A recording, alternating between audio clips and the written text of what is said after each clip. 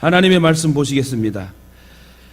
하나님의 말씀은 빌립보서 4장 11절로 13절까지 우리 한 목소리로 합독합니다. 11절 다 같이 합독합니다. 시작.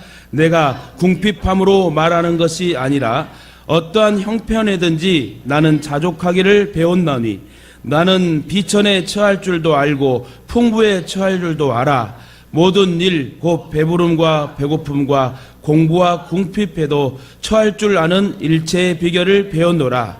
내게 능력 주시는 자 안에서 내가 모든 것을 할 수 있느니라. 아멘. 참으로 우리는요, 순간순간 기쁨을 잃어버리기 쉬운 세상에 살고 있습니다. 생활고와 또 질병과 여러 가지 근심 걱정으로 말미암아서 기쁨을 잃어버립니다. 특히 코로나 전염병으로 인하여 우리에게 두려움을 주고 위축되게 하고 움츠리게 하는 그런 두려운 마음과 근심의 일탈 속에 지금 우리는 살고 있습니다. 그래도 하나님을 사랑하기에 구원하신 그 십자가 은혜의 사랑에 감사하여서 오늘 저와 여러분도 예배하며 주 앞에 나아가는데요, 사도 바울은 어떠한 상황에도 항상 기뻐하라고 말하고 있습니다. 사도 바울도 정말 빈곤에 처할 줄도 알고 풍부에 처할 줄도 알았지만 어떠한 환경 위기 속에서도 상황 속에서도 하나님 앞에 우리가 감사하며 우리가 기뻐할 수 있는 신앙의 사람이 되어야 된다고 사도 바울은 오늘 본문을 통하여 말씀하고 있습니다. 그런데도 우리는 순간순간 말씀을 듣고 들으면서도 기쁨을 잃어버리게 됩니다. 안 그래도 힘든데 우리에게 또 불행을 주는 그런 세력들이 있습니다. 이는 곧 마귀 사탄이라는 거예요. 에베소 2장 2절 3절 보니 그때 너희는 그 가운데서 행하여 이 세상 풍조를 따르고 공중의 권세 잡은 자를 따랐으니 곧 지금 불순종의 아들들 가운데 역사하는 영이라. 전에는 우리도 다 그 가운데서 우리 육체의 욕심을 따라 지내며 육체와 마음에 원하는 것을 하여 다른 이들과 같이 본질상 진노의 자녀였더니, 본질상 우리도 진노의 자녀였대요. 그렇습니다. 악한 사단 마귀는요, 불신자의 마음을 혼미하게 하고 회심을 막고요, 또한 끊임없이 우리 믿는 성도들에게 환난과 고통을 주고 병을 줍니다. 그리고 나쁜 생각을 넣어주어 죄를 짓고 멸망에 이르게 하지요. 잘 알아야 돼요, 여러분. 왜 싸우고 왜 엉뚱한 일이 터집니까? 우리의 신앙을 방해하고 좀먹게 하려는 영적 세력, 악한 사단 마귀가 우리를 회방하려고 하는 거기 때문에 결국 우리에게 나쁜 생각을 주어 죄를 짓게 하는 이 사단의 여러분 괴계에 넘어가면 안 됩니다. 구원받은 자처럼 행동해야 됩니다. 성도들이 영적으로 열매 맺는 것을 방해하는 이 사단의 세력을 이기기 위해서는 정말 우리가 기쁨과 평강으로 주 그리스도를 쫓아가야 되고 닮아가야 된다는 거죠. 요한복음 10장 10절에 보니 뭐라고 했습니까? 도둑이 오는 것은 도둑질하고 죽이고 멸망시키려는 것뿐이요 내가 온 것은 양으로 생명을 얻게 하고 더 풍성히 얻게 하려 하는 것이라. 예수님이 오신 것은 우리가 행복하게 살기를 원하여 오셨대요. 우리가 기쁨으로 살기를 원하여 오셨대요. 그러면 왜 기쁨과 행복을 잃어버릴까요? 여러분 행복하게 원하시죠? 만족하며 살기 원하시죠? 근데 왜 자꾸 이 기쁨과 행복을 자꾸 잃어버릴까요? 그 이유를 몇 가지를 들어서 오늘 주신 말씀을 통해 저와 여러분이 은혜 받아야 될 줄 믿습니다. 왜 기쁨과 행복을 잃어버릴까? 첫째는 기도를 하지 않아서 그래요. 오늘 여러분 저와 여러분이 들읍시다. 하나님의 말씀을 잘 들읍시다. 왜 행복과 기쁨을 잃어버릴까요? 기도하지 않아서 그렇다. 우리의 믿음이 약해지면 바로 증상이 나타납니다. 그 증상은 부정적인 생각을 많이 하게 된다는 거예요. 그리고 부정적인 생각은 결국엔 부정적인 말을 하게 합니다. 또 부정적인 말과 마음의 합심은 부정적인 행동을 초래하게 됩니다. 그럼에도 조금만 어려움을 당해도 근심 걱정을 많이 하게 하지요. 그래서 기쁨을 잃어버리게 되는 것입니다. 이와 같이 믿음이 약해지면 기쁨을 잃기 때문에 기쁨을 회복하려면 믿음으로 무장을 해야 된다는 겁니다. 그것이 기도이다. 특히 하나님의 말씀을 그대로 믿는 믿음과 긍정적인 믿음을 가지고 기도해야 돼요. 신앙점검표의 제자 양육표에도 여러분 그게 참 중요해요. 요즘 우리 청년들 제자 양육하면서 아이들이 그런데요, 엄마 아빠 왜 오늘 기도 안 하고 자? 어쩔 수 없어요. 다 보이는 거예요. 어렸을 때부터 부모가 기도하는 모습을 보고 자란 아이는요, 커서도 그가 그 자녀에게 기도하는 부모가 되는 거예요. 정말 중요한 겁니다. 신앙점검표 종이 한 장이에요. 아무것도 아닌 게 아니에요. 내 삶을 하나님 말씀대로 살아가게 하는 지침표가 신앙을 체크하고 점검하는 거지요. 아울러 하나님의 말씀대로 순종하는 믿음을 우리가 갖고 기도해야 된다. 그렇다면 우리의 믿음이 약해진 줄, 왜 약해진 줄 아십니까? 기도 생활을 게을리게 하기 때문에 그래요. 그렇습니다. 기도의 열기가 식어지면 우리의 믿음이 약해집니다. 기도 생활을 제대로 하지 않으면 믿음이 자기도 모르는 사이에 약해져 가지고 자꾸 부정적인 생각을 하고 또 부정적인 말을 하게 됩니다. 근데 기도하고 성령 충만한 사람은요, 생각과 말의 차이가 틀려요. 기도하지 않고 하는 말과 기도하고 하는 말은 100% 천지가 차이 난다. 이왕이면 저와 여러분이 기도하고 말을 합시다. 기도하면서 또 생각을 합시다.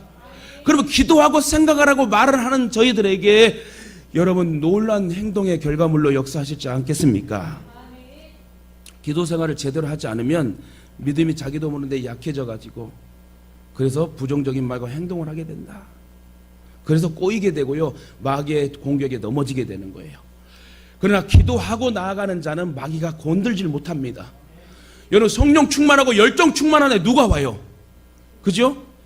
감기도 왜 걸려요? 우리가 막 면역력이 떨어지고 관리 못하고 막 이렇게 춥고 막 이렇게 안 되니까 오는 거예요. 피곤하니까 오는 거예요. 잠을 못 자니까 오는 거예요.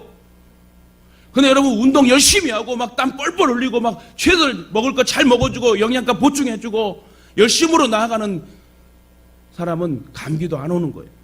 마찬가지입니다. 우리가 기도하며 껴있으면 악한 마귀는 우리를 공격하지 못해요. 멍하니까 한가하니까 마귀가 작업하는 거예요. 마귀는 한가한 머리를 작업합니다. 열정 있는 머리는 작업하지 못해요. 따라합시다. 열정 있는 머리는 공격하지 않습니다. 한가한 머리만 마귀는 공격합니다. 할렐루야. 여러분 이해 가십니까? 열정 있는 머리가 돼야 돼요. 열정 있는 생각이 돼야 되고요. 열정 있는 몸과 마음이 돼야지 사단 마귀가 우리를 틈타지 않게 됩니다. 그래서 여러분 기도하시길 바랍니다. 두 번째, 그럼 왜 기쁨과 행복을 잃어버리게 될까요? 주님이 주신 시간을 허비하기 때문에 그래요. 자꾸 내 시간이라고 착각하는데 주님 주신 시간입니다. 내 자식들도 내 자식이 아니에요. 주님이 잠깐 맡겨준 자식이 하나님의 자녀들입니다. 돈을 잃어버리면 노력해서 다시 벌 수 있습니다. 흘러간 물도요, 막 강력 좋은 기술의 펌프를 이용하면 흘러간 물도 다시 끌어올릴 수 있어요. 그러나 시간만큼은 우리 인간의 힘으로 도저히 돌이킬 수 없는 것입니다. 그래서 하나님을 믿는 믿음의 사람들에게 사도 바울은 다음과 같이 얘기를 해요. 너희가 어떻게 행할 것을 자세히 주의하여 오직 지혜 있는 자처럼 세월을 아끼라. 여러분 지금까지 살아오면서 어떤 분은 아직 남은 인생이 많이 있을 것이고 어떤 분은 살아온 인생이 많이 있는 분도 계실 것입니다. 그러나 중요한 것은 그 살아온 인생을 여러분 진짜 예수 그리스도를 위해 살아왔는지, 주님이 원하는 시간으로 여러분 사용했는지, 아니면 내 몸과 정력을 위해서 그 주님의 시간을 허비했는지 한번 돌이켜 보시길 바랍니다. 그러나 늦지는 않았어요. 그걸 깨닫는 오늘 이 시간이라도 깨닫는다면 내 남은 여생을 천국 가는 그날까지 주님 주신 시간을 허비하지 않고 영광을 돌리는 삶을 살 수 있다는 것입니다. 아끼라는 말은 값을 지불하고 시간을 사서 내 것으로 만들라는 거예요. 뭐라고요? 아끼라는 말은요, 값을 지불하고 시간을 내 것으로 만들라. 즉 시간을 내 것으로 만들라는 거지요. 시간을 내 것으로 만들기 위해서는 값을 지불해야 됩니다. 즉 시간이란 가만히 있을 때 내 것이 되는 게 아닙니다. 이는 적극적으로 내가 노력하고 애쓰고 힘쓰고 최선을 다하고 그 값을 지불할 때 시간이란 비로소 내 것이 된다는 것입니다. 그러므로 성도는 자기에게 주어진 세월을 아끼며 살아야 돼요. 하나님을 믿는 성도는 주님이 허락하신 여러분 귀한 시간을 값지게 생각하고 값지게 활용하고 그럴 때 진짜 행복한 삶을 살 수 있는 것이에요. 그런데 기도는 하나님 만나는 시간이고 주님을 만나는 값진 교제의 시간이기 때문에 주님 주신 시간을 기도로서 사용하시고 말씀의 행동함으로 사용하시고 믿음으로 그 기도로 여러분 나아갈 때 하나님 우리에게 큰 은혜를 베풀어 줄 줄 믿습니다. 세상에 어떤 것을 얻는 것보다 하나님을 만난 시간, 즉 기도하는 시간이 가장 즐겁고 귀한 시간으로 여러분이 간주해야 될 줄 믿습니다. 이렇게 기도하다 보면 하나님을 만나게 되고, 하나님을 만나게 되면 하나님 주신 시간을 허비한 게 아니라 아름답게 활용할 수 있는 주의 사람이 된다는 겁니다. 자, 여러분이 주님이 허락하신 귀한 시간을 아끼며 값지게 사시길 주님의 이름으로 축원드립니다. 세 번째, 왜 기쁨과 행복을 잃어버릴까요? 매사에 감사하지 않기 때문에 그래요. 매사에 불평과 원망, 감사하지 않기 때문에 자꾸 행복과 기쁨을 잃어버린다. 매사에 감사 생활을 하는 사람에게는 기쁨이 넘치고 활력이 넘칩니다. 매일매일 감사해요. 청소하면서도 감사 찬양이 올라가고요. 어떤 직장의 환경에서도, 어떤 위기 속에서도 여러분 찬양하며 감사하며 나아간다는 거지요. 하지만 감사 생활을 하지 않는 사람에게는 기쁨이 사라진다는 걸 알아야 돼요. 하나님은 감사하는 자를 기뻐해요. 예를 들어서 같이 모였을 때도 정말 감사해. 하나님의 은혜로 내가 운전도 할 수 있고, 하나님의 은혜로 내가 예배도 드릴 수 있고, 그렇잖아요. 이전보다 더 성장하게 하고. 운전만 한번 봅시다. 운전을 전혀 못했어요. 근데 하나님의 은혜로 환경 여건을 주셔서 운전할 수 있고 주차할 수 있고, 얼마나 여러분 자동차를 움직일 수 있다는 그 자체도 성공 아닙니까? 하나님의 은혜입니다. 이렇게 감사하고 믿음으로 나아가는 자에게 더 좋은 환경을 주신 하나님인데, 나는 운전도 못해, 면허증이 장롱에 있어, 나는 왜 이렇게 살아야 돼 하면은 70이 넘어도 못하는 거예요. 그러나 하나님 앞에, 하나님 나는 할 수 있습니다. 제가 운전하여 내가 봉사하겠습니다. 하나님 나에게 은혜를 주세요. 그럼 하나님 차도 주시고 운전도 하게 하시고 멋지게 딱 한 손으로 운전해도 파킹 딱 하고, 얼마나 멋집니까? 근데 불평하면 안 돼요. 감사할 줄 알아야 돼요. 하나님 나에게 이렇게 은혜를 주셔서 감사합니다. 나에게 건강 주셔서 감사합니다. 오늘 나에게 자녀를 주셔서, 부모를 주셔서 감사합니다. 교회를 주셔서 감사합니다. 우리 훌륭한 목사님 주셔서 감사합니다. 별로 아멘이 점점 줄어드는 거 보니 어쨌든 감사하는 자에게 기쁨이 넘친다. 감사하는 사람은요, 표정부터 달라요. 오늘도 감사, 내일도 감사, 날마다 감사, 항시 감사, 감사하는 사람은 너무 그냥 평강과 기쁨이 넘쳐. 근데 막 원망 불평하는 사람들 보면 얼마나 못생겼는지. 사도 바울은 위대한 하나님의 종이었습니다. 그는 감옥에 갇혀서 언제 순교할지 모르는 상황에도 불구하고 항상 기뻐하고 범사에 감사하며 살았어요. 왜요? 그에게는 천국이 있었고요. 우리들에게도 천국이 있다면 여러분 감사하면서 기뻐하며 삽시다. 그런 편지로 성도들을 권면하기를 항상 기뻐하고 범사에 기뻐하라, 감사하라. 어떻게 그런 상황에도 항상 기뻐하고 범사에 감사하며 살 수 있었겠습니까?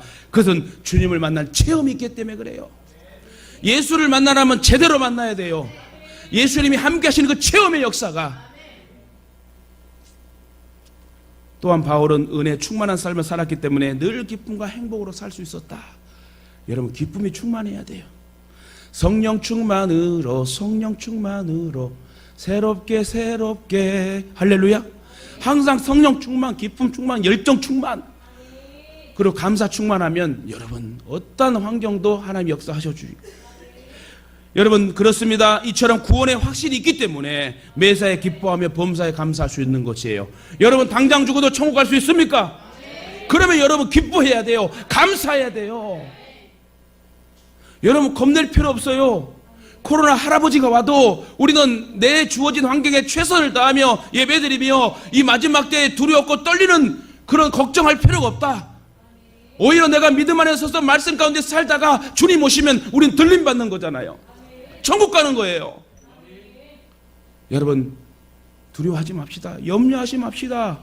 천국에는 병도 없고 아픔도 없고, 얼마나 좋으면 사도 바울이 그 삼층천을 보고 와서 더 마지막 일생을 죽으면 죽으단 신앙으로, 이 짧은 인생 내가 잘 살아 뭐하나, 짧은 인생 주를 위하여 헌신하고 나아갔고 감사했더만 하나님은 사도 바울을 천국으로 인도하셨다. 또 말합니다. 여러분 못 들은 사람을 위해서 성지순례 갔을 때 종교계획지에서 큰 그림들, 유명한 화가들이 막 천장에도 막 그린 그림들 있잖아요. 막 몇십 년 걸려서 그린 그림들 보면요, 여러분 베드로가 제일 위에 이렇게 예수님이 딱 이게 있을 때에 그 예수님의 발밑에 여러분 베드로가 이렇게 있을 줄 알죠? 아니에요. 제일 발 바로 밑에 누가 있었어요? 사도 바울이 그려졌더라고요. 그 말은 뭡니까? 그렇게 감사함의 열정으로 주님의 헌신했더만 믿음도 경쟁이에요. 여러분, 선한 경쟁을 이루어야 돼요. 요즘 우리 제자양육 하는 우리 청년들 보면 얼마나 열심히 했는지 몰라.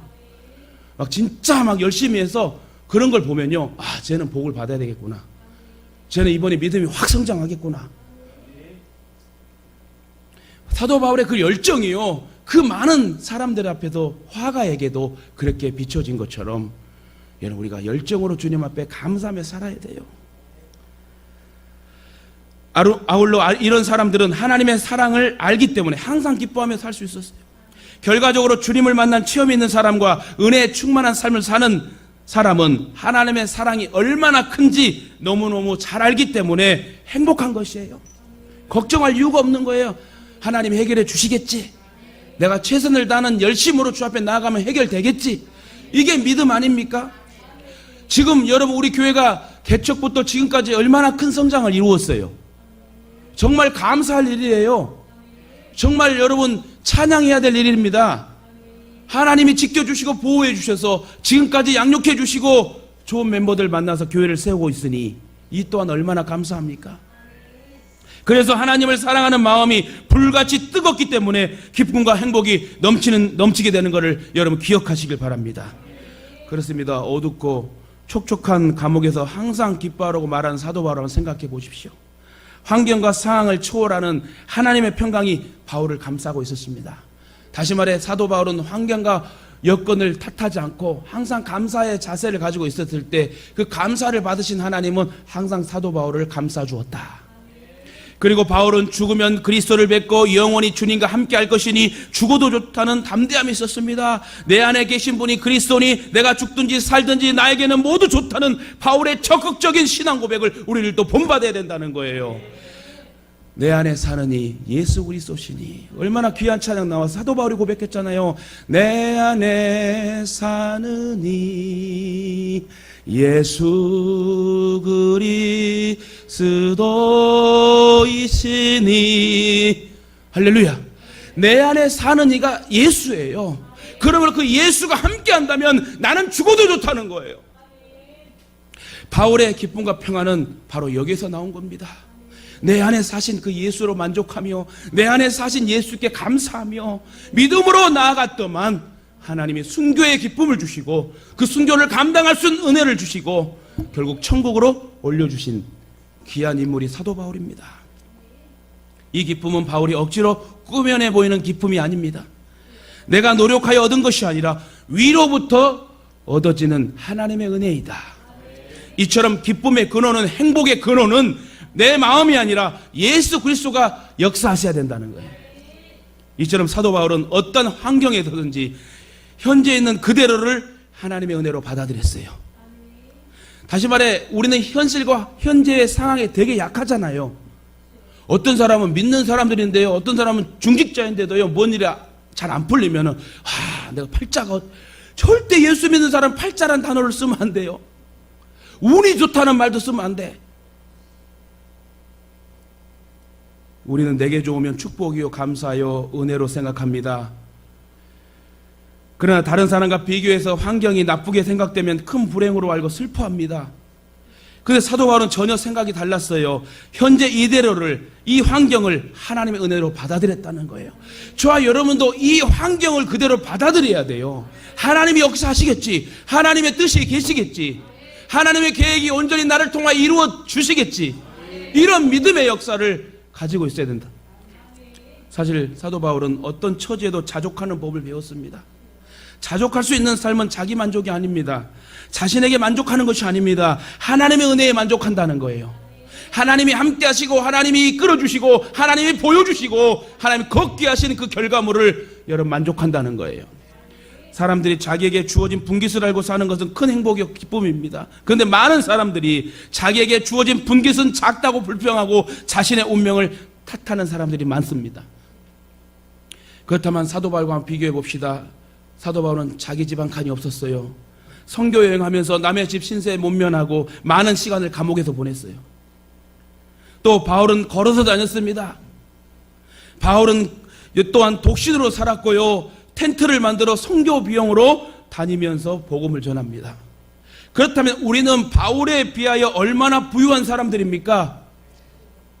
저와 여러분은 이대로가 정말 행복하다고 느끼며 살아가고 있습니까? 그리스도인이 받은 은혜를 모르면 행복할 수가 없어요. 나의 나된 것은 하나님의 은혜로다 생각하며 날마다 우리는 외쳐야 되고 고백해야 될 것입니다. 내게 능력 주시는 그리스도 안에서 내가 모든 것을 할 수 있느니라. 내가 하려고 하니까 문제예요. 내가 생각하려고 하니까 문제예요. 근데 여러분 우리 이렇게 기도합시다. 하나님, 모든 생각과 말의 행동이 주님이 주관하여 주시고, 그리스도인이 받은 은혜를 모르면 행복할 수 없어요. 그리스도인은 세상 사람들하고 사는 것이 아닙니다. 세상 사람들처럼 사는 게 아니라는 거예요. 사는 목적이 다르고 가는 코스가 다르고 종착역이 달려요. 이해 가세요? 사는 방법이 틀려요. 코스도 다르고 최종 종착역도 다르다. 안 믿는 세상 사람들은 지옥이지만 믿는 저와 여러분은 천국이에요. 그러므로 나의 나된 것이 오직 하나님의 은혜요, 현재 있는 환경과 조건을 모두 다 하나님의 은혜로 수용하자. 그러면 감사가 나오게 된다는 겁니다. 바울은 그리스도를 만난 이후에 너무나 많은 걸 누리고 행복했기 때문에 세상의 모든 것이 배설물처럼 여기게 됩니다. 사도 바울이 얼마나 똑똑한 양반이에요. 가정, 부모, 가문, 물질 빵빵빵빵. 그런데 예수 그리스도를 만나 비천한 삶을 삽니다. 굶습니다. 매를 맞습니다. 몇 번의 죽음의 위기에도 그는 예수 그리스도를 포기하지 않았어요. 왜요? 그 예수님이 나에게 행복을 줬기 때문에, 그 예수가 나에게 천국을 줬기 때문에 나는 기필코 천국에 들어가리라. 그런 믿음으로 나아갔던 사람이 사도 바울이었다는 것입니다. 사랑하는 예동가족 여러분, 아직도 자신이 행복하다고 느끼지 못하며 살고 있습니까? 여러분 한번 생각해 보세요. 오늘 제목처럼 나는 지금 행복하게 살고 있는가? 지금 행복함으로 살고 있는가? 다른 사람을 바라볼 때 부러운 것이 많이 있습니까? 그렇다면 오늘 여러분이 크게 회개해야 돼요. 하나님이 각자에게 각자의 상황과 환경을 통해 기름 부어주시고 내가 준비될 때 하나님 복을 주시는 거예요. 받은 은혜를 은혜로 알지 못하고 주신 사랑을 사랑으로 깨닫지 못하고 있는 것이 심령이 어두워진 결과이니 우리는 회개해야 된다. 우리 그리스도인은 부러워하는 차원이 달라져야 됩니다. 그리스도인은 모든 일을 하나님의 은혜로 풀어야 해결이 됩니다. 원인도 예수, 결정도 해답도 예수. 네 번째, 왜 기쁨과 행복을 잃어버리게 될까요? 알게 모르게 죄를 짓기 때문에 그래요. 예수 믿는 사람들이 죄를 범하면 기쁨을 잃어버리게 됩니다. 사람이 죄 짓잖아요. 어른이나 아이나 죄를 짓게 되면 마음에 양심이란 게 있어서 마음의 근심과 또 얼굴의 표정부터 달라지죠. 죄는 또한 하나님의 마음을 아프게 하고 슬프게 합니다. 또한 죄는 하나님과 담을 쌓게 하며 축복의 통로를 가로막습니다. 죄는 우리의 마음을 천국이 아닌 또 지옥의 상황으로 만들어버려요. 이와 같이 죄는 기쁨을, 행복을 빼앗아 가기 때문에 우리가 기쁨을 회복하려면 철저하게 회개해야 된다. 죄를 안 지을 수는 없지요. 근데 지었던 죄를 또 반복히 일부러 짓는 것은 하나님을 여러분 대적하는 거예요. 실수로 지을 수 있습니다. 알게 돼 모르게 지은 이 모든 죄를, 그러나 우리가 스스로 짓는 이 자범죄를 날마다 회개하면 믿음으로 나아갈 때 역사는 일어난다. 죄사함을 받았다는 확신이 생길 때까지 우리는 회개에 기도해야 됩니다. 다윗이 뼈를 꺾는 고통과 침상을 적시며 울며 기도했던 것처럼, 회개했던 것처럼 우리를 또 간절성을 가지고 지은 죄에 회개할 때 하나님은 그 죄에서 보호해 주시고 죄에서 멀리하게 하시고 우리에게 평강의 기쁨의 행복을 주실 줄 믿습니다. 하나님께서 우리에게 원하신 것은 눈에 보이는 재물보다 정의를 행하며 하나님을 사랑하며 겸손히 하나님과 함께 사는 것을 원해요. 따라서 우리는 형식적인 재물보다 하나님 앞에 변화된 삶의 모습으로 하나님께 원하시는 삶을 살아야 돼요. 다윗은 간음하고도 살인하고도 매일 제사를 드렸습니다. 왕이요, 부자지요. 전쟁이 없었죠. 태평성대를 이루는 그런 시기였죠. 소와 양은 얼마든지 제물로 바칠 수 있는 다윗 왕이었습니다. 그러나 하나님은 다윗이 죄 가운데 드리는 제사를 받지 않으셨어요. 그것도 모르고 다윗은 계속 제사를 드리는 하나님 받은 줄 알고 늦게나마 다윗은 전혀 자기가 드렸던 제사가 하나님께 상달되지 않았음을 깨닫게 됩니다. 그리고 놀라운 고백을 하게 되죠. 깨닫고 난 후에 놀라운 고백의 말씀이 시편 51편 16절인데 주께서는 제사를 기뻐하지 아니하시나니 그렇지 아니하면 내가 드렸을 것이라. 주는 번제를 기뻐하지 아니하시나이다. 그러면서 다윗은 하나님께서 우리에게 구하는 것이 뭐냐면 오직 상한 심령, 마음을 찢는 회개임을 알게 됩니다. 진실로 회개한 다윗은 다음과 같이 고백을 해요. 시편 52편 17절에 그 다음 절에 하나님께서 구하시는 제사는 상한 심령이라. 하나님이여 상하고 통회하는 마음을 주께서 멸시하지 아니하시리이다. 여러분은 죄를 멀리하시기 바랍니다. 그 유명한 다윗도 죄짓고 제사를 예배를 드렸더만 하나님 받으지 않아요. 그 말은 죄짓고 하나님께 예배드릴 수 없어요. 그 죄를 철저히 회개하고 하나님께 온전히 올려드리는 그 예배를 하나님 받으신다. 로마서 6장 23절에 보면 죄의 삭은 사망이라 했습니다. 하나님은 그런 우리를 보시고 구원받아야 될 존재로 선언하시면서 그 구원의 표를 이루기 위해서 예수 그리스도를 십자가에 찢겨 죽이셨습니다. 여러분, 이 말씀에 의하면 우리가 모두 죄인입니다. 그래서 우리는 죄인이라는 거예요. 의인은 없나니 하나도 없으며 깨닫는 자도 없고 하나님을 찾는 자도 없다. 그래도 하나님은 다 멸망할 수 있지만 노아의 방주에 8명을 남겨 또 다른 하나님의 세계를 이루어 또 긍휼히 불쌍히 여기시는 것처럼 믿음의 구루터기를 남겨놔서 다시 하나님의 세계를 이루어 가시는 건 하나님이십니다. 그래서 여러분, 심판을 면하려면 구원을 받아야 돼요. 하나님은 겁짐없이 이 사실을 선언합니다. 어떻게 해요? 천국 아니면 지옥이다. 믿는 자에게 천국이요, 믿지 않는 자에게 지옥이라고 말씀합니다. 하나님께서 오늘 여러분도 구원받으라고 합니다. 그러므로 먼저 구원받은 우리가 해야 할 사명은 죄를 멀리하고 내 가족부도 구원받을 수 있도록 바른 행실의 모습으로 살아가야 돼요. 여러분, 전도 그렇게 어렵지 않아요. 내가 말씀대로 구원받은 자처럼 살면 돼요. 내 부모에게, 자식에게, 이웃들에게 한결같은 모습을 여러분 보여주면, 아, 저 사람은 진짜 믿는 사람이고 정직하구나, 정말 저 사람은 진짜 예수 믿는 사람 맞아 하고 여러분 전도가 되는 거예요. 요즘 제가 우리 인기가 많아집니다. 자랑이 아니라 처음에 사귐의 단계라는 게 있잖아요. 그런데 그 사귐의 단계가 1년이 되든 2년이 되든 항상 한결같은 모습으로 웃고 밝은 모습으로 인사 잘하고 기도해주며 축복해주면요, 그 진실이 통하게 됩니다. 근데 여러분, 전도는 그렇게 하는 거예요. 내 부모를 전도하고 싶으면 여러분 잘 섬기세요. 정말 한 번 100번 잘하고 한 번 잘 못하지도 말고 어쨌든 100번이면 100번 다 잘할 수 있도록 최선을 다하면 그 사랑은 인정이 돼가지고 부모가 전도가 된다는 거예요. 여러분, 부모님 사랑하시잖아요. 우리 부모님들 자녀들 사랑하시잖아요. 진짜 당장 오늘 예수님 오셔가지고 나만 천국 가고 내 자녀가 지옥 가면 어떻게 해? 이건 제 말이 아니라 성경의 말이잖아요. 그렇다면 오늘 여러분 통곡하며 울면서 그 자녀를, 그 부모를 위해서 기도해 줘야 돼요. 세상에 그 어떠한 것도 영원한 행복을 주지 못합니다. 오직 날 구원하신 예수님을 찬양하고 예배를 드릴 때 우리의 영이 늘 새롭게 되고 풍성해진대요. 초대교회 마가의 다락방이 처음 교회가 되었듯이 우리의 마음 성전이 예배로 충만해야 돼요. 우리의 가정도 모이는 곳곳마다 뜨거운 예배의 감격이 있어야 돼요. 예배가 살면 신앙이 삽니다. 즐겁고 행복한 신앙의 생활의 비결은 바로 예배의 성공에 있다는 거예요. 다시 말해 여러분, 오늘 5번째는 기쁨과 행복을 잃어버리는 것, 예배를 싫어하기 때문에 그런다. 5번째, 기쁨과 행복을 잃어버리는 것은 예배드리는 걸 싫어한다. 요즘 사람들 예배드리는 거 싫어해요. 목사님 오는 것도 싫어하고요. 근데 신기하게요, 목사님을 사용하시는 예수님은 신기하게 복을 주시고 그 가정을 평안케 하시고 문제를 해결해 주시더라. 목사가 잘나서가 아니에요. 예수 그리스도가 그 사람을, 그 환경을 사랑하시고 이끌어 주시기 위해서 목사를 사용하시는 거기 때문에 예배 드리는 것을 여러분 기피하지 마세요.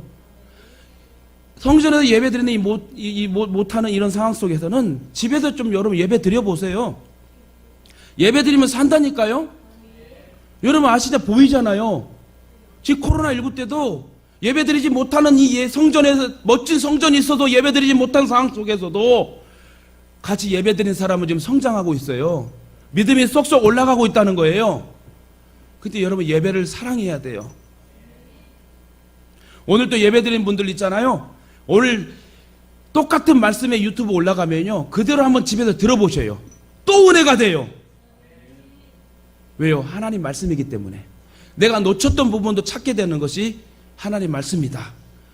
유튜브도 하고 있으니 얼마나 감사한 조건이에요. 근데 왜요? 그것조차 보기 싫어. 다른 드라마가 좋거든. 아니, 우리 부모님들도 우리 자녀들에게 야 우리 목사님 유튜브에 나온다는데 한번 좀 틀어줘. 왜 못 틀어줘요? 자녀들 다 틀어주지. 충분히 예배드릴 수 있어요.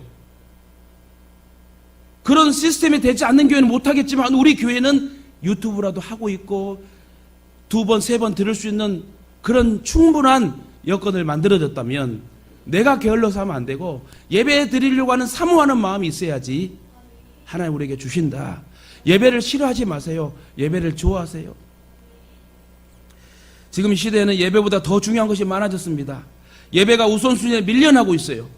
그 수요 금요예배도 그리고 모든 공예배가 지금 없어지고 사람도 안 모이니까 효율적으로 교회를 움직이면서 지금 날로 교회가 지금 여러분 좀 문제가 생기게 됩니다. 성령의 충만함을 받으려면 예배가 회복돼야 돼요. 은혜로운 신앙생활과 행복한 신앙생활을 하려면 예배가 회복돼야 된대요. 세상에 그 어떠한 것도 영원한 행복을 주지 못합니다. 아이들이 알아요. 우리 가정의 부모가 예배하고 찬양하고 서로 기도해주면 아이들도 정말 평안합니다. 기도하는 부모가 됩시다. 예배드리는 부모가 됩시다. 그리고 진짜 제대로 한번 말씀대로 살아봅시다. 그러면 여러분 할 말이 생겨요. 전도할 말이 생길 수 있다는 거예요. 근데 왜 전도할 말이 안 먹히냐? 내가 그렇게 살지 못했기 때문에 그러는 거예요. 문제 터지면 욕 나오고요. 문제 터지면 다른 방법으로 해결하려고 그러고 문제 터지면 욕심 부리고. 한번 생각해 봅시다. 왜 그리스도인들이 열매가 없나요? 하나님 뜻대로 살지 못해서 그래요. 왜 예배는 드리면서도 나는 세상 속에서 완전히 예배와 단절되고 하나님을 몰라 세상 사람들보다 더 연약한 삶을 살기 때문에 전도가 안 되는 거란 말입니다. 오직 날 구원하신 예수님을 찬양하고 예배를 드릴 때 우리 여행이 늘 새롭게 됩니다. 이런 마지막으로요. 왜 기쁨과 행복을 잃어버리게 될까요? 진심으로 사랑하지 않기 때문에 그런데요. 저는 우리 아이들, 우리 예동의 아이들을 참 이뻐합니다. 물론 여러분 장년부들도 우리 권사님들, 장로님 다 좋아하고 기도합니다만은 특별히 저는 아이를 좋아해요. 아이들을. 그래서인지 아이들도 저를 되게 좋아하는 것 같아요. 어떤 아이들은 낯가림이 심한 아이들도 있어요. 그런데요, 그런 아이들도 사랑이 통하잖아요. 그러면 제 무릎에 앉아서 안기고 뽀뽀도 해주고 사랑해도 해주고. 저는 여러분 인기 있는 목사예요. 아이들이나 어른이나 다 좋아하잖아요. 여러분 보세요. 권사님들도 목사님, 아이들도 목사님. 얼마나 행복한 목사. 이런 목사 어디 있어? 여러분, 아이들과 같이 순수한 마음으로 예배하고 나아가는 자에게 하나님의 은혜가 임합니다. 진실된 사랑을 하려면 열심히 있어야 된대요. 제가 그 아이들이 안기기까지 어떠한 열심을 품었을까요? 왔어? 아니요. 사랑해요. 축복해요. 목양실에서 사탕 주고 뭐 주고 하고 너밖에 없어. 네가 제일 이뻐. 여러분 아이들한테는 좀 뻥 좀 쳐야 돼. 네가 제일 이뻐. 내가 너만 사줄 거야. 여기에 좀 여러분 근데 또 좀 이 바보 같은 사람은 다 있는 데도 말이야. 너만 이뻐. 이러면 안 돼. 둘이 있을 때 네가 제일 이뻐. 그럼 진짜 그 아이는요 우리 목사님이 엄청 자기를 이뻐하는 것처럼 이뻐하죠. 이뻐하기는. 여러 사람 아이들이 있을 때는 그렇게 안 된다. 어쨌든 열심으로 사랑하는 마음을 비춰줬을 때 아이도 그 사랑의 마음을 알더라 이거예요. 저는 아이들이 진짜 목양실 팍 열고 들어왔을 때 너무 좋아요. 너무 순수하지 않아요? 만약에 이렇게 생각해 보십시오. 목양실 문이 굳게 닫고 그 문을 열려면 엄청난 힘이 들어가야 될 그런 상황이라면 얼마나 안타깝겠어요. 그런 생각을 안 해봤는데 혹시나 아이들이 우리 예동의 아이들이 참 많은데 한 아이도 옛 목양실에 하나도 안 들어오고 인사도 안 한다면 어떻게 될까? 아유, 상담도 하기 싫어요. 그냥 와서 안기고 뛰어놀며 예배드리고 찬양하고 이런 모습들이 얼마나 감사할 일입니까? 열심이란 잡아내린다는 뜻을 의미합니다. 열심이란 잡아내린다는 의미인데, 그러면 무엇을 늘려야 되냐? 우리의 마음을 늘려야 된대요. 이 조그만 이 마음을 좀 넓혀야 된대요. 마음을 넓히면 사랑하지 못할 사람이 없대요. 마음을 넓혀서 있는 그대로를 받아주는 게 사랑이래요. 내 조건이나 기준에 맞춰주는 게 사랑이 아니래요. 상대방이 가진 그대로를 받아주고 덮어주고 감싸주는 게 사랑이래요. 왜 싸우게 되죠? 왜 문제가 터지죠? 내 기준에 맞추고 말하려고 맞춰가려고 하니까 싸우는 거야. 있는 그대로로 감싸주세요. 있는 그대로 덮어주세요. 있는 그대로 안아주시고 있는 그대로 사랑해주세요. 이런 사랑을 하게 되면 진정 양 모두가 행복하대요. 그러나 내 기준에 따라 사랑하면 불행합니다. 상대방을 있는 그대로 받아주는 사람이 되시길 바랍니다. 그러면 나도 상대방도 모두가 진정한 행복자가 되실 줄 믿습니다. 또한 행복해할 사람들이 행복을 누리지 못하고 고통 중에 있는 이유 하나만 더 얘기할게요. 하나님을 떠나 있기 때문에 그래요. 로마서 3장 23절에 모든 사람이 죄를 범하였음에 하나님의 영광에 이르지 못하더니, 여러분, 하나님 없이 사는 것이 죄예요. 또한 하나님 없이 사는 게 죄인데 육신의 생각과 마음으로 사는 것도 죄라고 그래요. 고로 육신의 생각과 마음으로 사는 자는 하나님으로부터 버림을 당하게 됩니다. 그래서 로마서 1장 24절에 얼마나 죄악을 저질렀으면 마음의 정욕대로 더러움에 내어 버려두사. 로마서 1장 24절 그랬어요. 다시 말해 즉 우상숭배, 음욕, 성적 타락, 부끄러움, 욕심에 내어 버려두었다고 로마서 1장은 정확하게 기록하고 있습니다. 로마서 1장 28절에도 상실한 마음대로 내어 버려두사. 갈라디아 5장 16절에 보면요, 내가 이르노니 너희는 성령을 따라 행하라. 그리하면 육체의 욕심을 이루지 아니하리라. 육체의 소욕은 성령을 거스르고 성령은 육체를 거스르나니 이 둘이 서로 대적하므로 너희가 원하는 것을 하지 못하게 하려 함이니라. 저와 여러분 마음속에는 성령의 소욕이 막 불붙듯 일어나야 돼요. 긍정적인 믿음과 찬양과 기도와 말씀과 소망과 이런 희락이 넘치는 그런 마음, 성령의 소욕이 막 넘쳐나야 돼. 그러나 그 성령의 소욕이 채워지지 못할 때는 뭐가 채워진다? 다른 육신의 소욕들이 채워지는 거예요. 그러면 성령의 소욕과 육신의 소욕이 막 서로 싸우게 되겠죠. 그러므로 우리들이 행복해지려면 하나님을 진실로 믿고 섬겨야 된다. 신명기 10장 12절에 이스라엘아, 내 하나님 여호와께서 내가 요구하는 것이 무엇이냐? 곧 내 하나님 여호와를 경외하여 그의 모든 도를 행하고 그를 사랑하며 마음을 다하고 뜻을 다하여 내 하나님 여호와를 섬기고 내가 오늘 내 행복을 위하여 내가 명하는 여호와의 명령과 규례를 지킬 것이 아니냐? 이처럼 우리들이 행복한 삶을 살기 원한다면 첫째, 여호와 하나님을 사랑하고, 두 번째, 하나님 말씀대로 순종하고, 하나님을 사랑하여 마음을 다하고 뜻을 다하여 하나님을 섬기라고 말하고 있어요. 말씀 맺겠습니다. 느헤미야 8장에 보면은 에스라 선지자가 모세의 율법책을 읽었을 때 백성들은 자신들의 잘못을 깨닫고 회개의 눈물을 흘리며 통곡했습니다. 우리가 하나님 뜻대로 살지 못했습니다. 말씀대로 살지 못했습니다 하고 그냥 성경 율법책을 읽기만 했는데 눈물을 쭉쭉 흘렸어요. 그때 느헤미야는 느헤미야 8장 10절에서 이렇게 말했습니다. 느헤미야가 또 이르기를 너희는 가서 살찐 것을 먹고 단 것을 마시되 예비치 못한 자에게는 너희가 나누어 주라. 이날은 우리 주의 성일이니 근심하지 말라. 여호와를 기뻐하는 것이 너희의 힘이니라 하고. 그렇습니다. 하나님께서는요, 우리가 실패 속에서 통곡하는 것보다도 하나님의 용서를 확신하고 기뻐하는 걸 더 원하십니다. 그러므로 우리에게는 항상 넉넉한 웃음과 기쁨이 있어야 돼요. 행복해지면 웃겠다고 하지 마세요. 사실 행복해서 웃는 사람 별로 없어요. 웃다 보면 행복해져요. 웃으면 복을 받습니다. 웃으면 장수합니다. 웃으면 안 될 일로 잘 됩니다. 웃으면 막힌 것도 뚫립니다. 요새 웃음 요법의 원리에 의하면 웃으면 암도 치료가 된대요. 자꾸 웃어주세요. 자꾸 웃는 일들이 많이 생길 수 있도록 여러분 웃으세요. 최고의 보약은 웃음이랍니다. 사람과 사람을 가깝게 만들어주고요, 사람과 하나님을 가깝게 만들어주는 것이 웃음이래요. 창조주 하나님께서는 세상을 창조하시고 웃으시며 좋아하셨대요. 말씀 잘 들으세요 여러분. 집중해서. 이처럼 웃으면 창조력도 생기고요, 환경에 반응하게 살면은요, 반대로 환경에 반응하며 살면은 웃을 일이 별로 없습니다. 현실 바라보면 웃을 일이 없어요. 지금의 남편과 지금의 아내를 보면 웃을 일이 없어요. 근데 어떻게 해야 된다고요? 하나님이 나와 함께 하여 주셔서 내 남편과 아내에게 항상 사랑할 수 있는 마음 주시고, 이렇게 기도하다 보면요, 내 남편이 이뻐 보이고요, 내 아내가 이뻐 보이고요, 아무리 큰 비바람이 불어도 흔들리지 않고 자신을 아름답게 끊임없이 창조할 때 사람은 진짜 아름답게 된다고 합니다. 히브리 13장 5절에 보면 내가 과연 너희를 버리지 아니하고 과연 너희를 떠나지 아니하리라고 말씀합니다. 여기도 과연이란 말은 영어 원어로 보면 never라는 뜻인 거예요. 이는 결코라는 말입니다.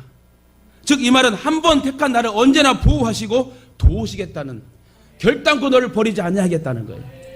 우주 만물을 창조하신 하나님께서 만물에 찍기만도 못한 내가 무엇인데 버리지도 포기하지도 놓치지도 않겠다고 말하십니다. 도대체 내가 나를 봐도 늘 죄로 허덕이며 연약한 의지 때문에 넘어지고 울며 불평하는 원망하는 나에게 하나님은 너를 놓지 않겠다고, 너를 버리지 않겠다고 얘기하십니다.